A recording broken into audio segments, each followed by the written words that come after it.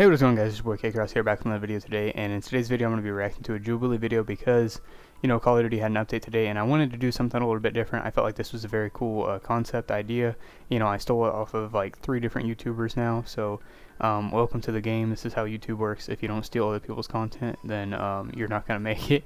I don't know if that's necessarily true, but basically everything's been done before, so yeah, like you criticize me all you want, but basically I'm just going to be like kind of giving my input on these and stuff like that, and if you guys like it, I'll continue to do it in the future.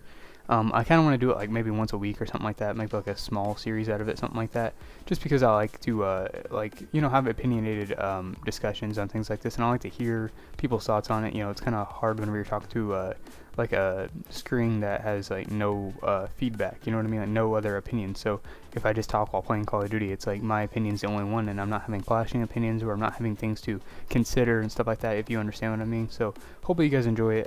If you guys want some more, of course I'll do some more, but anyway, let's get into it. I went and bought boobs. It's like, that's what I wanted. You're gonna die from your implants. Like, I'll die a D cup. I forgot to mention, this is like millionaires versus people that make minimum wage.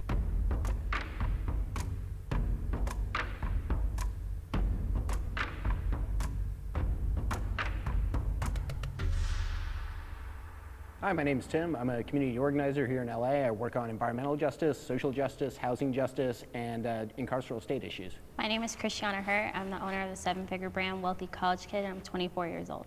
My name is Graham. I'm a real estate agent, real estate investor, and YouTuber. My name is Beatrice. I am 21 and I am a Target worker. My name is Brett Knutson. I am an entrepreneur and an investor. My name is Tiara Lucky, and I am a minimum wage worker. I just hustle, do Instacart, and I'm also an actress. The first prompt is, I worked for everything I earned.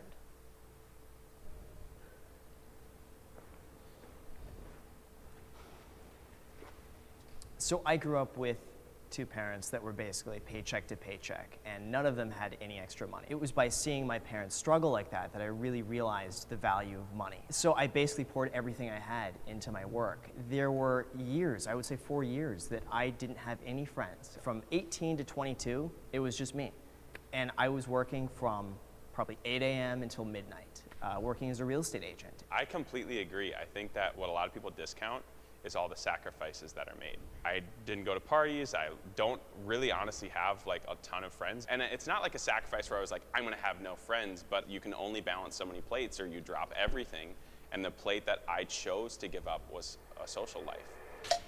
That's a very interesting point, and I agree with it 100% because it is like absolutely true. And I feel like I've catch myself in that same situation where I push my friends aside for work, you know what I mean, like to grind things, or like, for this specifically, like I would say, I don't, I'm not going to go hang out with you guys because I have things to do, and I have schoolwork to do, I have, homework to do, I have like videos to make, stuff like that. So basically I put other things ahead of my friends, and I feel bad about it. I think it makes me a bad friend, I guess you could say, but it is like something you have to be able to sacrifice, is the stupid things, basically, like going to parties and stuff like that. It's you get no benefits from it, right? So it's something that you need to, you're going to have to make sacrifices for, you're going to have to make sacrifices on, is, stuff like that. And you need to, just be like aware. Like, I feel like you need to be aware of that, though. I feel like you need to also try to get your friends,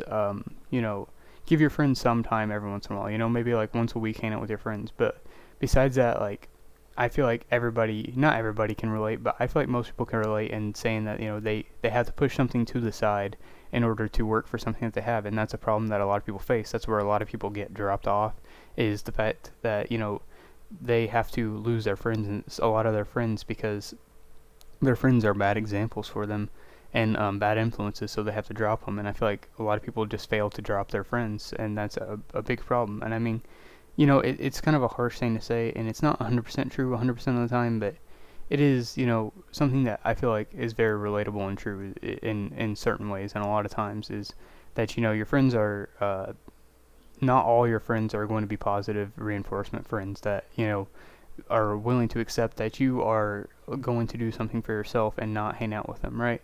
So I just feel like that's relatable, and it's something that I see too, and I understand. There's a lot of labor and communal effort that goes into getting all of us here that we don't get paid for, that other people don't get paid for. The examples that you two gave are perfect, actually. You both earn your money by extracting value from capital transactions. You are not building the house you're selling. You're not out there working like in a slave mine, pulling selenium out of the earth like some people on this planet are. And we have to re-understand what it means to earn money and how we all interact to do that. How would you address, based off extracting value, if you start a company from the ground and then you build it into a multi-million-dollar company? But no one does that because there's investors and stuff that come in too. Not always. Most of the time. I mean, you have to get capital from somewhere. I have raised money before. Yeah. But I've also started companies I didn't raise money for. How would you finance them? By working a part-time retail job for minimum wage and then saving up and then putting it in. I have felt judged for my income level. I feel like everybody should step forward on this one because it's something that is just unavoidable. I think it's part of general society. Exactly. We are always judging each other. Having used SNAP points before, like standing in a grocery store using the card that I've gotten for the government to pay for food and feeling the people behind me thinking that's something that you haven't earned or gotten. Has somebody ever asked you to use your SNAP on them? I mean, I have. Generally, there's not that much to go around. It's the same mentality when it's $1 versus SNAP. Somebody could still ask me to share. Well, you get it. Why can't you help me out? That's kind of the scary thing too about I talk about this like all the time now, like it seems like, but with like if you got big on YouTube or you ran into money, especially, it's just people are expecting of you, and that's one thing I hate is expectations, because like it's just because you have it doesn't mean you're obligated to give it. And it sounds like an asshole thing. It sounds like someone's greedy, but it's true, and it's just like not. It's just a thing of respect. It's like, why are you really that much of like I don't know how to say it. It's like you are actually like looking for a handout and expecting it from someone that you don't know really. I mean, you could not know them. Like it's not common to ask people for money like that. It's not good to just come up to most people, even if they have money, and try to take their money. It's just not right. It's a weird thing. It's a scary thing, though, for sure. That's like my main fear is if my YouTube channel works out, people are gonna try to clout chase off me, and I have to figure out who's real and who's fake. I didn't step forward because me personally, I surround myself with people that just like what's in my bank account just doesn't matter to the people that are around me. I do think a lot of judgment towards how much you make reflects on like your dating experience. That I do feel. See, I've never had that because I'm No? so frugal. If there are girls that are out there who want me for my money, like they should know I'm probably like the cheapest person out there. I literally will wait like 9 p.m. for happy hour to start just so I get the happy hour menu. And so, so I would be like the last person any sort of like gold digger would want. Yeah. I find myself in situations with these boys that have no job, no nothing, and I end up taking on these charity cases of relationships. Oh, why don't you put him on or build him up? And it's like, you can't build. Yeah, it's not Build-A-Bear. I mean, you can. I mean, I've met guys I've dated that, go on to have successful businesses from my input. And, you want to date somebody equal or greater, but then you don't want to be materialistic about, like, well, I only date people with money because I make money. Exactly. Anyone can become rich if you work hard enough.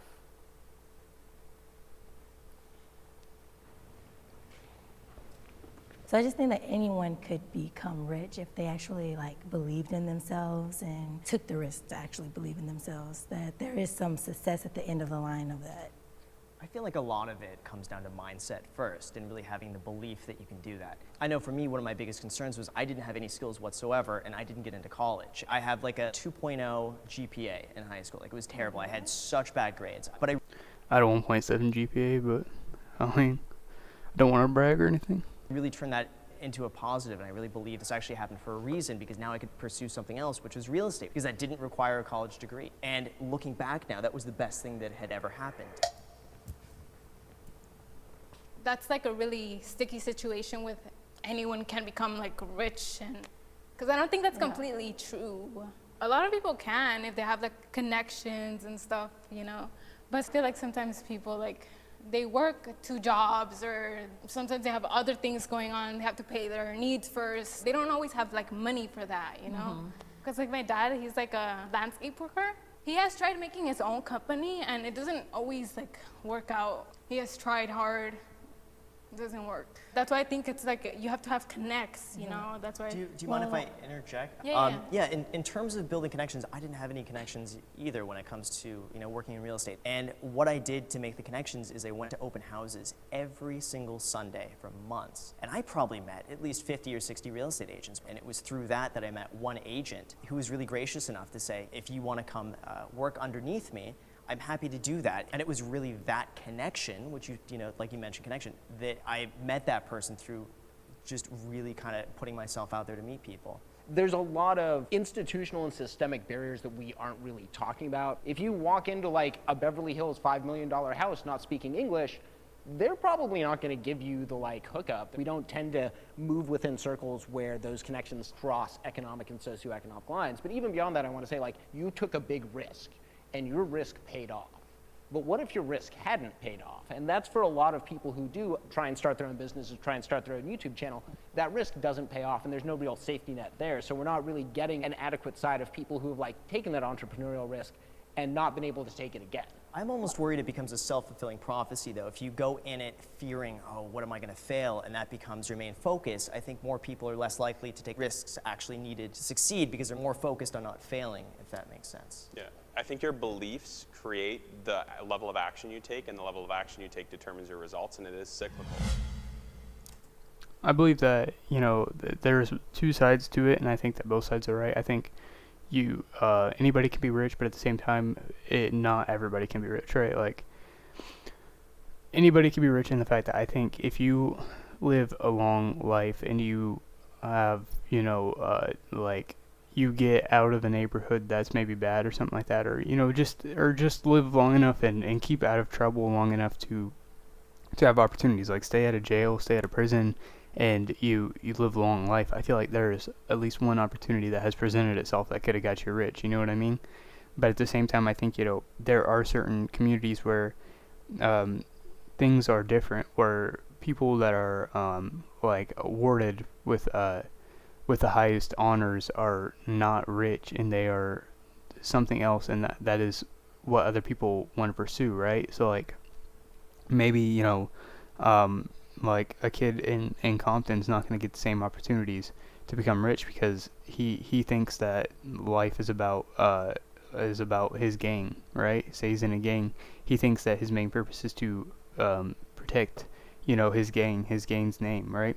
So is he gonna get the same opportunities? No, because he was raised to think that his purpose in life is different, and that his purpose is to protect the gang, and he's probably gonna end up going into a bad situation or into prison possibly, and you know what I mean? Like he didn't get those same opportunities because he wasn't raised in a very healthy environment. So it's just tough to say that everybody has the opportunity to be rich, but at the same time, you got to think like he could have done something different that definitely could have made him rich, right? I feel like there's always that thing. It's like it's a question that can't have a possible answer. I am not obligated to give to the less fortunate.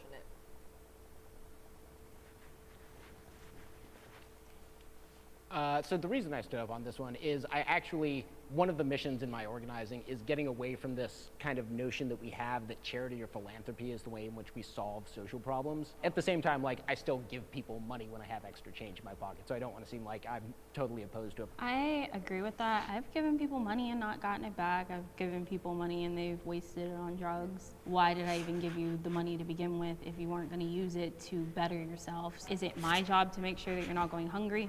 No, we have plenty of organizations that will make sure that you're eating, make sure that you have a roof over your head. Yeah. It doesn't have to fall on my shoulders, per se. I feel like when you say, are you obligated to give to the unfortunate, it's always the mindset of like money. Well, guess what? I have no money currently to give.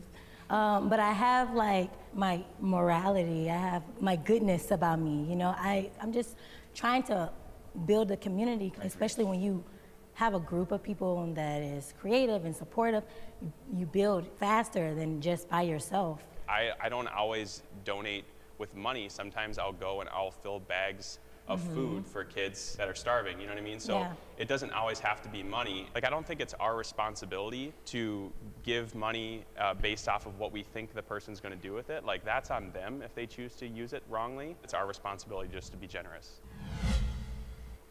I think it's a good point. I think we don't have to give like anything really to anybody. It's not on our shoulders to do so, but it is, you know, it is a courteous thing, right? It's a thing that, you know, you should do, and it's something that you should be excited to do. Really, something you should be proud of doing is giving back. So it's a weird thing though, as in you're not obligated to do it, and you shouldn't be obligated to do it. So I don't know, it's weird. I am not afraid to spoil myself.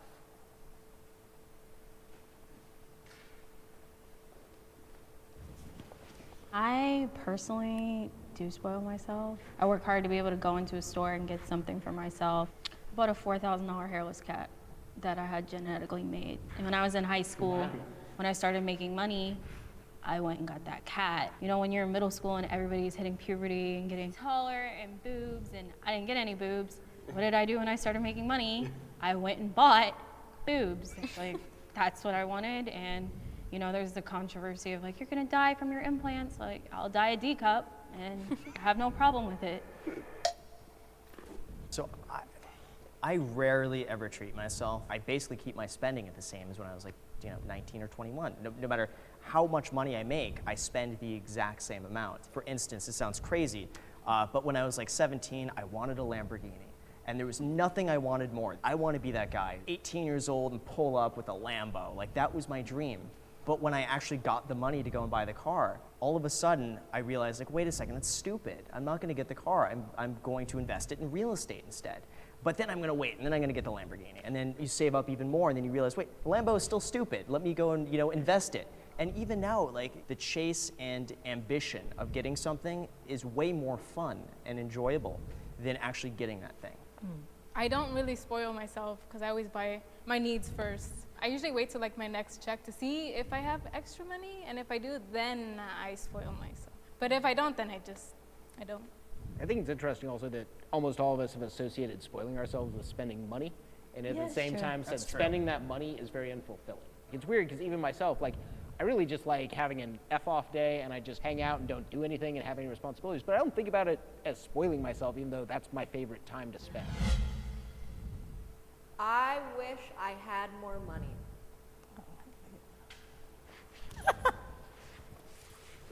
For me, I think it's always a comfort thing knowing that I have a little bit more saved up or invested. And I think it could just be a psychological thing that no matter how much money I have, it's always psychologically never going to be enough because that becomes your new normal.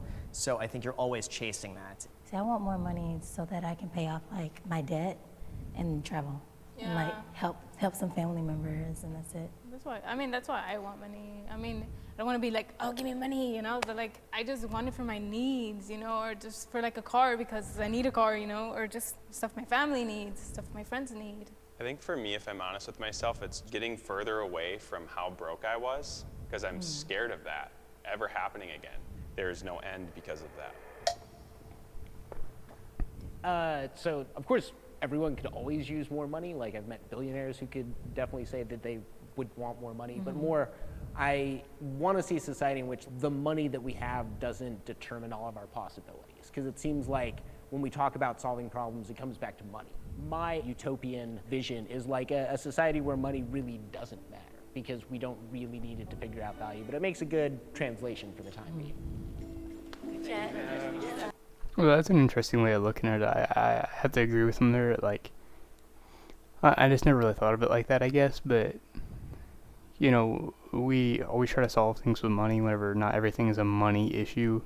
Like, we try to buy problems, and we try to relate money with stuff like that. Like, even with the stuff going on here recently, like, people are donating all this money to end racism, but at the same time, like, what are you buying that ends racism? Like, how is this money helping us end racism? It's a social problem. You can't buy a person's mindset. You can't buy the ability to make someone stop thinking the way they do. You can't, like, that money is not going to go to a racist person and then the racist person all of a sudden has money and thinks, man, I'm not racist anymore. You know what I mean? It's a weird concept that money is the thing that's supposed to be solving all the problems, but it's ultimately coming back and coming around as the problem, really. And I mean, it's an interesting thing.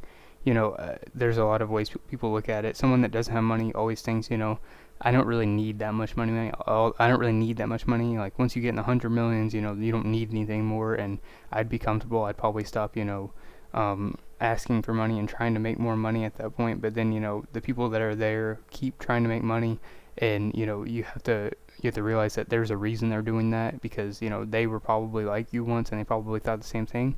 But it's a challenge. It's a weird, very weird thing. It's a very weird concept, and it's just a weird way of living. I think, it's an interesting thing. I think, money is way too prominent in society. Like, it's way too much of a thing. I feel like racism definitely still exists, and sexism exists, all that stuff still exists, but, like, classism is probably the worst of all. Like, whenever it comes down to it, like, as in how many people are actually, still like that. Like, people judge people for the amount of money they have all the time, subconsciously even, and it's like the worst way of, judging somebody. And I mean, obviously judging somebody's wrong in almost any way, but like, if you're judging by somebody's class, you're instantly, like, taking away a lot of their abilities, and it's something that we overlook often. And I think it's just an interesting thing to think about. Hope you guys enjoyed the video. If you guys want more of these, let me know. Like I said, I want to start doing them, like, at least once a week, like a video like this. And I've tried like a million times to get this video to work because the audio kept messing up. So I had to watch like 4 different videos. Now it's like my 4th video I'm on at Jubilees, just because I wanted to get an authentic reaction to one. So hope you guys enjoyed. I'll see you guys later. Peace.